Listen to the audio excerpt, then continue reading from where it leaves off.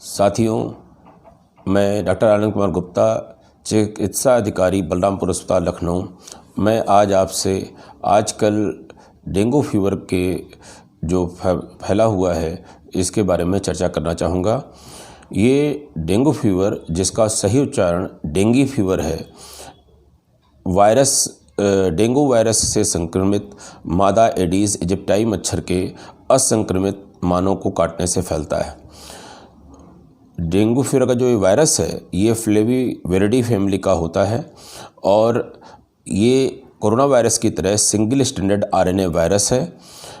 इसके 4 सीरोटाइप्स होते हैं, डेन V1 से डेन V4 तक।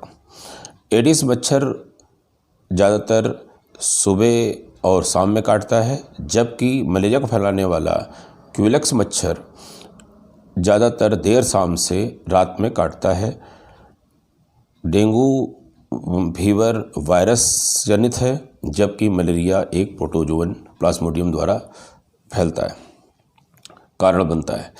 एडीज मच्छर डेंगू फीवर के वायरस के अलावा chikungunya fever, yellow fever, waste नील फीवर, जिका फीवर के वायरसेस को भी फैलाता है। जब असंक्रमित एडीज मच्छर किसी संक्रमित व्यक्ति को काटता है तो वह मच्छर उस संक्रमित व्यक्ति के रक्त में उपस्थित वायरस से संक्रमित हो जाता है। संक्रमित मच्छर की आंतों में जो वायरस का प्रवेश होता है, उस समय से नए असंक्रमित मानव को काटने के बीच का जो समय होता है उस समय को बाह्य उद्भवन काल या एक्सटर्नल इंक्यूबेशन पीरियड कहते हैं, जो लगभग 8 से 12 दिन का होता है। मानव के संक्रमित होने से प्रथम लक्षण आने तक के बीच के समय को इंक्यूबेशन पीरियड कहते हैं। ये 2 से 7 दिन का लगभग होता है। संक्रमित मानव में जो लक्षण आने के 2 दिन पहले से बुखार खत्म होने के 2 दिन बाद तक काटने वाले असंक्रमित मच्छर को संक्रमित कर सकता है। ये फेज़ वायरीमिया का अर्थात रक्त में वायरस होने का कहलाता है। ये सामान्यतः 5 दिन का होता है, जो 12 दिन लंबा भी हो सकता है। यही कारण है कि डेंगू वायरस से संक्रमित व्यक्ति को मच्छरों से दूर रखने का प्रयास किया जाता है, मच्छरदानी, मॉस्किटो रिपेलेंट इत्यादि का उपयोग करके। यह बीमारी इंडिया सहित साउथ ईस्ट एशिया की देशों की एक एंडेमिक अर्थात स्थानिक बीमारी है। ये मच्छर शहरी क्षेत्रों में डेंगू ज़्यादा फैलाता है और ये रुके हुए फ्रेश पानी में अंडे देता है, जैसे टायरों में, गमलों में, लकी बैम्बू के कंटेनर्स में, नारियल के टुकड़े में, कूलर्स के पानी में इत्यादि। और ये अंडे महीनों तक जिंदा रहते हैं, जो पानी के संपर्क में आकर के नए मच्छरों में जन्म दे देते हैं। अतः पानी को हमें रुकने नहीं देना है कहीं पर भी इस तरह के कंटेनर्स में, और संभव नहीं है तो हर 7 दिन के अंदर पानी को बदल देना है। और ये भी संभव ना हो तो सतह पर तेल डाल देना है और आसपास स्वच्छता बनाए रखना है। संक्रमण के बाद उस विशिष्ट सीरोटाइप के खिलाफ प्रतिरोधक क्षमता जिंदगी भर बनी रहती है, परंतु यह क्षमता दूसरे सीरोटाइप के संक्रमण से प्रैक्टिकली कोई प्रोटेक्शन नहीं देती। इसमें जो लक्षण होते हैं उसमें होता है सर दर्द, एक अस्वस्थता महसूस करना, थकान, बेचैनी, बुखार, पीठ दर्द, जोड़ों में दर्द, पूरे शरीर में दर्द, आँखों को घुमाने में दर्द, आँख से आंसू आना, भूख में कमी होना, पेट दर्द, उल्टी, उबकाई भी आ सकता है। इसमें रिलेटिव ब्रेडिकार्डिया देखा जाता है कि मतलब बुखार के अनुरूप नाड़ी का दर्द न बढ़ना, गलों में गांठें होना इत्यादि। बुखार जो इसके अंदर होता है ये कंटिन्यूअस अर्थात लगातार बना रह सकता है या सैडल बैक पैटर्न का हो सकता है। इसमें तेज़ बुखार 40 डिग्री सेंटीग्रेड के ऊपर तक जा सकता है और कम से कम 4 से 5 दिन ये लगातार बना रहता है और धीरे धीरे फिर ये घटता जाता है। सामान्यतः 7 से यदि कोई जटिलता नहीं आई तो 7 से 8 दिन में मरीज पूरी तरह स्वस्थ हो जाता है। जटिलता के लक्षण हमको जानने बहुत ज़रूरी हैं, नहीं तो ये सामान्य वायरस फीवर की तरह से ठीक हो जाता है। जटिलता इसलिए जाननी जरूरी है, अगर ये लक्षण हैं तो हमको तुरंत अस्पताल में भर्ती होने की ज़रूरत है। यदि किसी को पेट में दर्द हो, उल्टी लगातार होने लग जाए, तेज़ सांस फूलने लग जाए, कई अंगों से खून आने लग जाए, जैसे मसूड़ों से, नाक से, उल्टी में, टट्टी में खून आने लग जाए, शरीर पे खून के छींटे पड़ने लग जाएं, चकत्ते पड़ने लग जाएं इत्यादि, इन सब में जो है हमको तुरंत भर्ती होने के, अपने को मॉनिटर कराने की ज़रूरत है। ये 2 फेज़ में जटिलता दिखाई देती है, एक डेंगू हेमरेजिक फीवर और डेंगू साक सिंड्रोम के रूप में। डेंगू हेमरेजिक फीवर में प्लेटलेट की अत्यधिक कमी होने से, हेमाटोक्रिट या पीसीवी के बढ़ने से और क्लॉटिंग फैक्टर्स में भी कमी आ जाने से ब्लीडिंग कई अंगों में होने लगती है, इससे जो शरीर के एक या अधिक अंगों में, और ये स्टेज डेंगू हेमरेजिक फीवर कहलाती है। डेंगू साक सिंड्रोम में क्या होता है कि शरीर की जो छोटी छोटी वाहिकाएं होती हैं, जिनको कैपिलरीज कहते हैं, उनमें लीकेज का शुरू हो जाता है। इससे जो फ्लूइड होता है निकला हुआ कैपिलरीज से लीक होकर के, ये फेफड़े की प्लूरा में, एब्डोमेन की पेरिटोनियम झिल्ली में इकट्ठा होने लगता है, जिससे जो है पानी की कमी होने लगती है, डिहाइड्रेशन होने लगता है, सांस फूलने लगती है, पेट फूलने लगता है, और कहते हैं कि रक्त में एल्बुमिन की, प्रोटीन की कमी होने लगती है, हाइपोएल्बुमिनिया कहलाता है, निमोनिया होने लगता है, हार्ट की मसल्स में कहते हैं सूजन आ सकती है, मायोकार्डाइटिस हो सकती है, और कहते हैं ब्रेन हेमरेज तक हो सकता है ब्लीडिंग बढ़ करके, और इस तरह से ये मल्टीपल ऑर्गन फेल्योर की कंडीशन आ सकती है। बीपी डाउन हो सकता है, पेशेंट शॉक में जा सकता है। इन दोनों स्थितियों में मरीज की जान को अत्यधिक खतरा बढ़ जाता है। अगर हम इस स्टेज पर कहते हैं कि सही इलाज उपलब्ध नहीं कराएं तो मृत्यु को भी पेशेंट प्राप्त कर सकता है। ये पाया गया है कि जिनमें इम्यून सिस्टम कमज़ोर होता है, उनमें पहले डेंगू इन्फेक्शन के बाद दोबारा डेंगू वायरस के संक्रमण होने पर अगर उसका सीरोटाइप अलग तरीके का है तो उसमें वायरस की एंट्री व शरीर में उनका मल्टीप्लिकेशन ज़्यादा तेज़ी से होता है, इनमें डीएचएफ की संभावना ज़्यादा होती है, और कैपिलरी लीकेज का कारण इसमें भी साइटोकाइन स्टॉर्म माना जाता है। जैसे कोरोना में साइटोकाइन स्टॉर्म होने के बाद जान को खतरा बढ़ जाता है।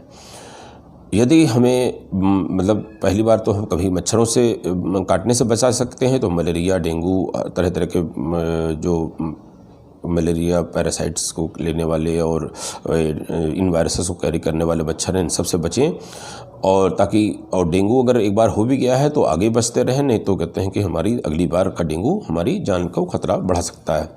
गर्भवती स्त्री में अगर डेंगू फीवर हो जाए तो उसमें जो प्रसव होगा बच्चे का, वो समय पूर्व होने से का डर रहेगा, मतलब बच्चा पूरी तरह डेवलप नहीं होगा, कम वजन का या होगा समय पे तो कम वजन का होगा, उसकी बढ़वार उतनी अच्छी नहीं होगी, या बच्चों में सांस की तकलीफ हो सकती है, इत्यादि जटिलताएं भी बच्चे में आ सकती हैं। इसलिए हमको मच्छर से बचने का पूरा प्रयास करना चाहिए, अपने साथ में सफाई का ध्यान रखना चाहिए। कैसे पुष्ट करते हैं कि हमको जो फीवर आ रहा है ये डेंगू का है या डेंगू का है? रक्त में पहला तो ये कि हम सीधे वायरस का होने का पता लगा लें। तो जैसे हम लोगों ने कोरोना में आरटीपीसीआर देखा था, यहाँ पे भी आरटीपीसीआर है, पहले से ही है, लेकिन ये कास्टली टेस्ट है और कहते हैं कि इसमें ज़्यादा समय लगता है, इसके लिए स्पेशलाइज्ड लैब की ज़रूरत पड़ती है। तो इसमें उपयोग अब बंद हो गया है, केवल रिसर्च पर्पस से होता है, क्योंकि हमारे पास इससे अच्छे सटीक और कहते हैं कि इजी कम समय के टेस्ट उपलब्ध हैं। वो है NS1 एंटीजन का पता लगाना।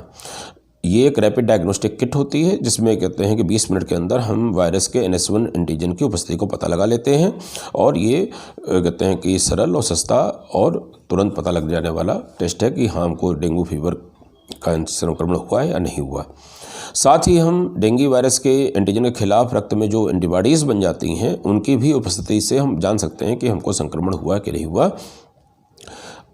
IgM एंटीबॉडी संक्रमण के 1 हफ्ते के अंदर बन जाती है और IgG एंटीबॉडी कुछ समय बाद उत्पन्न होती है।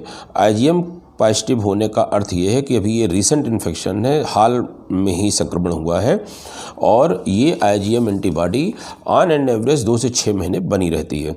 वहीं IgG का जो बना होता है ये पुराने पास्ट इन्फेक्शन, ओल्ड इन्फेक्शन को बतलाता है, और ये एंटीबॉडी वर्षों तक बनी रहती है। अगर दोबारा संक्रमण हुआ है तो एंटीबॉडी के बजाय हमको एंटीजन टेस्ट ही सही जानकारी दे सकता है कि संक्रमण हुआ कि नहीं हुआ, तो क्योंकि एंटीबॉडीज़ तो हमको मिलेंगी ही। रक्त की जांचों में, सामान्य रक्त की जांचों में हमें प्लेटलेट्स पर नज़र रखना है, हेमाटोक्रिट पर नज़र रखना है, WBCs पर नज़र रखना है। प्लेटलेट इसमें ज़्यादातर कम हो जाती है, WBCs भी घट जाती हैं। इसमें लीवर के एंजाइम्स SGOT, SGPT का स्तर बढ़ा हुआ अक्सर मिलता है। अगर इसमें क्रॉनिक लीवर डिजीज़ का मरीज है तो क्लॉटिंग फैक्टर की कमी की वजह से, प्लेटलेट ज़्यादा कम ना होने की वजह से भी, ना होने की स्थिति में भी ब्लीडिंग हो जाने का डर बढ़ जाता है। हमें हेमाटोक्रिट के स्तर पर ज़रूर ध्यान देना होता है। हेमाटोक्रिट या PCV, पैक्ड सेल वॉल्यूम, ये पूरे रक्त के वॉल्यूम के सापेक्ष RBCs के वॉल्यूम का प्रतिशत होता है और ये पुरुषों में 40 से 54% और स्त्रियों में 36 से 48% का होता है। डेंगू में कैपिलरी लीकेज से फ्लूइड लॉस होने पर हेमाटोक्रिट बढ़ने लगता है। यदि हेमाटोक्रिट 20% से ज़्यादा बढ़ जाए तो ये मरीज के शॉक में जाने की संभावना की तरफ इंगित करता है। ये वो स्थिति है जहाँ पर हमको मरीज की केयर और बढ़ा देनी होती है कि वो डेंगू, हेमरेजिक फीवर और डेंगू शॉक सिंड्रोम में न चला जाए। प्लेटलेट्स की संख्या जब 1 लाख से कम होती है तब उसको थ्रोम्बोसाइटोपिनिया कहलाती है और सामान्यतः ब्लीडिंग का खतरा 20,000 से नीचे जाने पर ही रहता है। ब्लीडिंग यदि कोई लक्षण नहीं है तो इस स्तर तक घबराने की ज़रूरत नहीं है यदि हेमाटोक्रिट साथ में मेंटेन्ड है। DHF जो होता है, डेंगू हेमरेजिक फीवर को जल्दी पता रखने के लिए हमें हेमाटोक्रिट को 24 आवरली कराना होता है कि DHF की शुरुआत तो नहीं हो चुकी है। और यदि किसी में DHF के लक्षण आ चुके हैं तो हमको हर 4-4 घंटे पे उसका हेमाटोक्रिट पर नज़र रखना होता है ताकि उसके अनुरूप हम इलाज में परिवर्तन कर सकें। यदि हमको इलाज करना है तो जैसा पता है कि इस वायरस डिजीज़ की कोई हमारे पास अभी तक स्पष्ट एंटीवायरल ड्रग नहीं है। लाक्षणिक उपचार हम लोग करते हैं, बुखार के लिए पैरासिटामॉल देते हैं और कभी कभी ट्रामाडोल भी दे सकते हैं। अन्य पेन किलर्स जिनको एनसेड ग्रुप की कहते हैं, non steroidal anti inflammatory drugs group की कहते हैं, जिसमें आइबुप्रोफेन, डाइक्लोफेनेक, न्यूमोसाइड इत्यादि आती हैं, उनका उपयोग नहीं करना चाहिए क्योंकि ये ब्लड थिनर का काम करती हैं, अर्थात ये प्लेटलेट्स के थक्का जमाने के काम में रुकावट डालती हैं और जिससे ब्लीडिंग हो सकती है। यदि किसी मरीज में ब्लड थिनर पहले से चल रही हो जैसे एस्प्रिन आदि तो उसे तुरंत बंद कर देते हैं। ब्लड थिनर ड्रग्स के चलते 50,000 से 1 लाख के बीच में भी ब्लीडिंग, प्लेटलेट्स की संख्या की रहते भी इसमें ब्लीडिंग हो सकती है। बुखार के लिए केवल पैरासिटामॉल से बुखार न उतर रहा हो तो हमें कोल्ड स्पंजी का सही तरीके से उपयोग करना चाहिए। पर्याप्त मात्रा में तरल पदार्थ जैसे पानी, नारियल का पानी, सब्जियों का सूप, विटामिन C के लिए नींबू पानी इत्यादि लगातार लेना जरूरी है। सामान्यतः प्लेटलेट्स को बढ़ाने की कोई दवा नहीं होती, कोई विशिष्ट दवा नहीं है और ज़्यादातर मरीजों में प्लेटलेट्स की संख्या मरीज के संक्रमण में कंट्रोल होने के बाद स्वतः बढ़ने लगती है। पौष्टिक, सुपाच्य, पौष्टिक संतुलित आहार जरूरी है। तली भुनी चीज़ें, कार्बोनेटेड पेय आदि से बचना चाहिए। अदरक और मेथी के अधिक सेवन से भी प्लेटलेट्स कमज़ोर हो जाती हैं, अतः ज़्यादा इनके सेवन से प्लेटलेट्स जो है की संख्या बहुत कम ना होने पर भी ब्लीडिंग का खतरा बढ़ जाता है। वैक्सीन के अगर देखें, जैसे हम लोग कोरोना की वैक्सीन का इंतज़ार कर रहे हैं, डेंगू की वैक्सीन के बारे में हम जानना चाहें कि इनकी वैक्सीन उपलब्ध है कि नहीं है। सनोफी पास्चर ने जो है दिसंबर 2015 में एक लाइव एटेन्यूएटेड वैरायटी की डेंग वैक्सिया नाम से वैक्सीन बनाई थी और 5 अन्य कंपनियां इस पर लगातार काम कर रही हैं, जिसमें भारत की भी कंपनियां हैं। और इसमें ये पाया गया है कि यह उन व्यक्तियों में तो सुरक्षित पाई गई है वैक्सीन जो सीरो पॉजिटिव हैं, अर्थात जिनको वैक्सीनेशन के पहले एक बार डेंगू इन्फेक्शन हो चुका है। वहीं अगर वो सीरो नेगेटिव कोई व्यक्ति लगवाना चाहता है, अर्थात जिसको कभी आज तक डेंगू का इन्फेक्शन नहीं हुआ है, उसमें वैक्सीनेशन करने के बाद अगर डेंगू का संक्रमण दूसरे सीरो टाइप से हुआ तो उसके अंदर सीवियर डेंगू होने का खतरा बढ़ जाता है और अस्पताल में भर्ती होने की भी ज़रूरत पड़ सकती है। अतः इसमें रिकमेंडेशन ये है कि वही आदमी ये वैक्सीन जो 2019 से भारत में उपलब्ध भी है, डेंगवैक्सिया, अगर वो लगवाना ही चाहता है तो उसको एक बार डेंगू होने के बाद लगाना है, फ्रेश मरीज को नहीं लगाना है।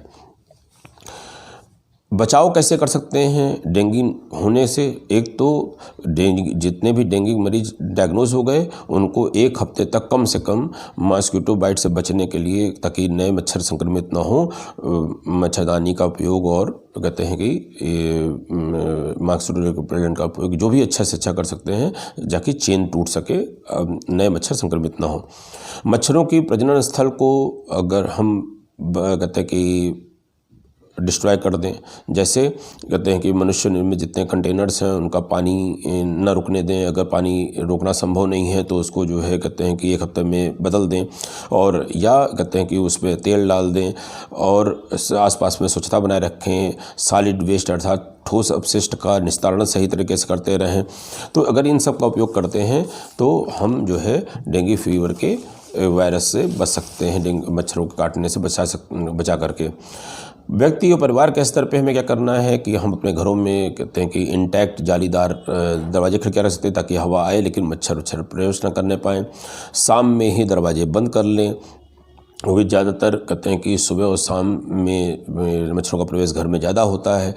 मॉस्किटो रिपेलेंट्स का उपयोग कर सकते हैं, मच्छरदानी का उपयोग कर सकते हैं। मॉस्किटो कॉइल के बारे में यही सलाह दे सकता हूँ कि कोई कॉइल या इस तरह की किसी भी धुआं करने वाली चीज़ों से लंबे समय में हमारे फेफड़ों पर बुरा असर पड़ता है, हमको COPD जैसी सांस की बीमारी हो सकती है। शरीर के में अधिकतम हिस्से को पूरे कपड़ों से ढके रखें, खुले रह गए हिस्सों पर तेल आदि लगा कर मच्छरों से बचाव करना चाहिए। और यहाँ तक कि इससे रिकमेंडेशन है कि आप पैंट की जो मोहरी होती है उसको भी मोजे में फंसा सकते हैं, मोजे के अंदर कर सकते हैं। समुदाय स्तर पर हमें आसपास में स्वच्छता का ध्यान रखना चाहिए। मच्छरों के बचाव के लिए कहते हैं कि जो प्रयास किए जा रहे हैं उसका स्तरीय निरीक्षण करके उसकी एफिकेसी को देखना चाहिए, फॉगिंग करार देना चाहिए। यहाँ पर एक बात और बतानी है कि कॉइल को कभी यूज़ न करने के बजाय आप अगर लिक्विड रिपेलेंट का उपयोग करते हैं वो कंपैरेटिवली ज़्यादा सुरक्षित है। यहाँ तक कि जो कहते हैं कि स्किन पर लगाने वाली क्रीमें हैं जैसे ओडोमॉस इत्यादि, उनको भी आप उपयोग में ला सकते हैं, वो भी सुरक्षित हैं। साथियों, ऐसा लगता है कि आपको डेंगू फीवर के बारे में पर्याप्त जानकारी मिली होगी। यदि कोई प्रश्न रह गए हैं तो आप इसके बारे में कमेंट बॉक्स में पूछ सकते हैं। प्लेटलेट्स में अभी भी मुझे मालूम है बहुत सी भ्रांतियां हैं, और इसके लिए आपको मैं अगले वीडियो में प्लेटलेट्स और प्लेटलेट्स की भ्रांतियों के बारे में ज़रूर बताऊंगा। धन्यवाद।